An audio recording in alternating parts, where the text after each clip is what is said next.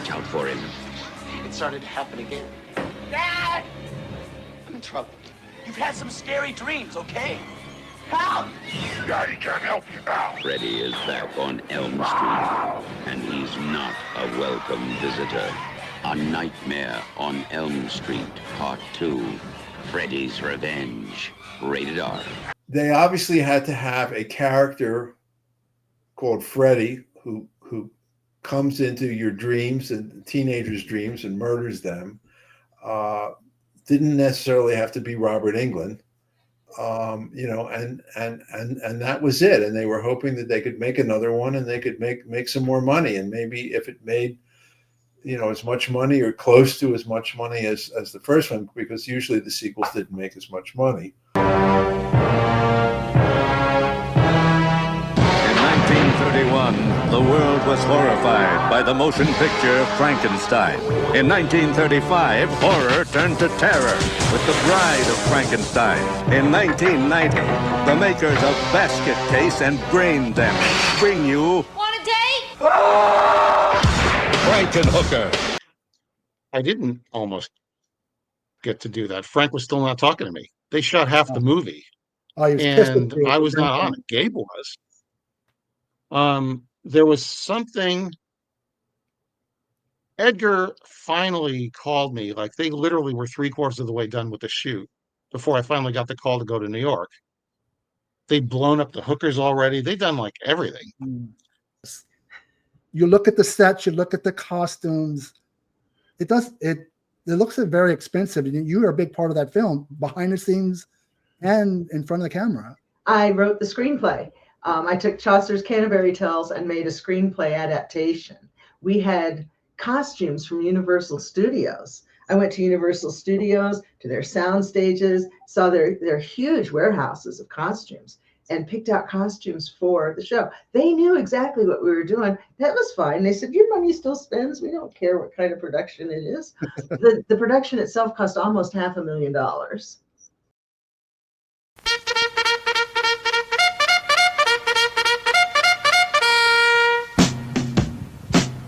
Russ Meyer's Beneath the Valley of the Ultra Vixens.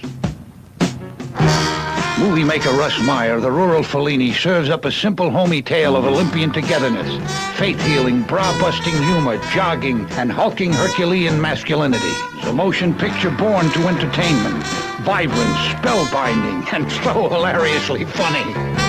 Beneath the Valley of the Ultra Vixen. Interesting, because we've been trying to get these films for a long time, and I assume that other labels had as well. And the trust just weren't ready yet to partner with somebody. The people at the trust, they're a little gun shy over who they do this with, because they want it to be done in the way that Russ would have done it. And so we had to kind of make a case for why we're the right company for that. And initially they were like, well, you're a horror movie company. But of course, then we could go back to what our origins were. And we did a whole big, long thing about, we've got everything from, internationally renowned erotic films to Oscar winners films to, all this kind of thing. So we were able to really make a case for it. Benet's Bloody Bits. Welcome to Triple B. My name is Jason Benet. It's October 1st. I'm at the Vinegar Syndrome website, and quite a few new films dropped. Let's get right to the very first one, which is a 4K of Tromeo and Juliet, another Troma film. So let's look at the slipcover art. I like it. Lloyd Kaufman's Tromeo and Juliet. Some vomit-inducing scene. Colorful artwork. Yep. Big box. You know what? This is a film I've never seen. Whoa, let me get out of there. Hey-oh. Troma, I'm not the biggest fan. I've said it before. But I'm open to checking this one out, seeing what it's like. It can't be. Please tell me it can't be worse than Sergeant Kabukiman. That one was probably one of the worst releases of the year. This one's got Debbie Rochon, Sean Gunn, Oh, commentary track with James Gunn, because you know James Gunn's roots long before Guardians of the Galaxy and Superman was working with Troma. Damn, it's loaded. So, got to give them credit for that. It's a stacked 4K disc. Now, for the 1970s, we have Ruby. This one I'm excited to check out. A Love Affair with the Supernatural. I've never seen this one. I've always known of it. It's always been out there and available, but I've never caught it. Yeah, this is more my kind of jam. Let's see. 1977. Piper Laurie from Carrie. Stuart Whitman. Quite a few audio commentaries. Alternate TV version of Ruby. Theatrical trailer. Radio spots. Yeah. I love 70s horror. I'm glad to own this one. The Man Who Could Cheat Death. Some retro horror. Another big box. The only issue I have with the big box, and of course you want the best packaging, it does start eating up a lot of shelf space. I know I'm not the only one who's had that problem. So this is Paramount Pictures and Hammer Time. Yeah, looks not the biggest pre-1970s horror fans. They're a little bit slow. Some would say slow burn. I kind of say they just, not a whole lot happens. But this is going to be the best presentation the film's ever received. 4K. Sleepless. I knew this one was coming. Dario Argento, early 2000s. I haven't seen this one in a long time. I don't remember hating it, but I don't remember loving it. This is not Deep Red and Tenebrae. This is post-2000s Dario, which not as good. Happens to a lot of filmmakers. As they get older, they lose that that mojo. It doesn't seem to be there. But love the artwork. Giallo. Max von Sydow. So yeah, it can't be worse than The Card Player, because that was a prior Vinegar Syndrome release of a Dario Argento film. That one was pretty, I've seen it before. I still own the DVD. It was pretty rough. But yeah, this one, I'm willing to watch it again. Now, VSA, we have Men from the Gutter. So VSA is kind of like a all over the place line. It looks within VSA, which tends to be more straight to video. Honestly, most of Vinegar Syndrome's films are straight to video, but this is Shaw Exploitation #1. So within VSA, we're going to get some Shaw Brothers films. This one looks to be action oriented. 1983. The same director from Ricky-O, The Story of Ricky. I'm not sure. I do love action films, but I am more of a horror guy, as you know.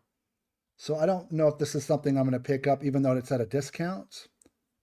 And then we have from Cinemagraph, this is a line that I just haven't been able to get into, King of the Gypsies. Yeah, I will continue to ignore that line until something comes my way. Got some new shirts and LED VHS and stuff like that. But let's go to the partner labels real quick. This should be horror heavy for October. And it is. We got some new Shudder and Bleeding Skull. This one I think is like a throwback. Brutes 1976. Throwback to the Texas Chainsaw Massacre. But done new school, which means it will probably be, yeah, definitely Texas Chainsaw. Sadly, because it's a newer film, probably will be a pile of crap. Let's see. Creepy. Looks like some J-horror.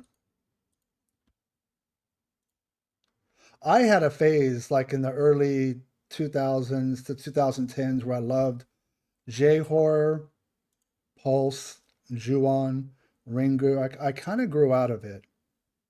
I don't really watch them anymore. This is a recent film. I believe it was produced by Eli Roth, Jimmy and Stiggs. Really colorful gore fest, splat fest. That's cool and all, but the problem is this is a Jeff Bezos film. The last one he did was some really god-awful Christmas film, and the characters were so annoying, and all it was cursing, and I love to curse, but the film was unwatchable. It doesn't mean this one's going to be terrible, but man, that set me to a place where I just don't want to watch that guy's films. Yeah, I mean, there's some interesting titles drops, but nothing into my liking. So let's go back to the main interface here. So we got 4 4Ks: Romeo and Juliet, Ruby, The Man Who Could Cheat Death, and Dario Argento's Sleepless. I'm happy with this slate. Yeah, there's a lot of upgrades. Those are going to continue, but I do appreciate, for me, it's lucky I don't purchase everything that gets released. I believe Scorpion Releasing had previously put out the Card Player and Sleepless on Blu-ray. Now that Vinegar Syndrome's giving them 4K upgrades. Unfortunately, if they're going to keep going down this line, I know the next Argento title that Vinegar Syndrome's going to do is going to be Phantom of the Opera with Asia Argento and Julian Sands. And that is by far Dario Argento's worst film. And I could see that coming in the 2026 year. November, Black Friday sale, not too far away. On November 1st, they will drop a few titles early just to let you know what's coming for that sale. And then after that, no new releases until, at least Vinegar Syndrome wise, till January 1st. So October, November, big months, 2 of the biggest, if not the biggest of the year. So I'm excited to check these out. Ruby being the one I want to see the most. Piper Laurie, I got to meet her one time, probably about a decade ago. There was a Scream Factory had done for their Blu-ray announcement of Carrie, done a screening up in Los Angeles. So you bought a ticket, you got to see the film, you got the Blu-ray, and then Piper Laurie was there, Nancy Allen was there, and it was like they were redoing the prom. And that was really cool, because I didn't go to my high school prom. So my wife and I went, and that's kind of like my prom, to make up for the one I didn't go to. Oh, the high school years. That's a whole nother story. But thank you guys for watching. Stay scared, and talk to you soon.